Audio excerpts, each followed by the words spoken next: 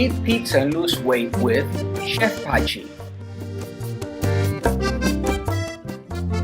There's a second secret.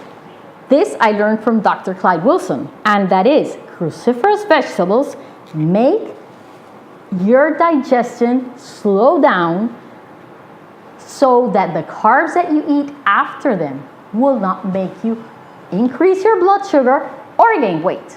So this is going to be perfect, because if you want to eat a pizza, or if you want to eat a burger, or even sushi has a lot of white rice and sugar in it, then if you have a salad made with these cruciferous vegetables that are like, kale, broccoli, cauliflower.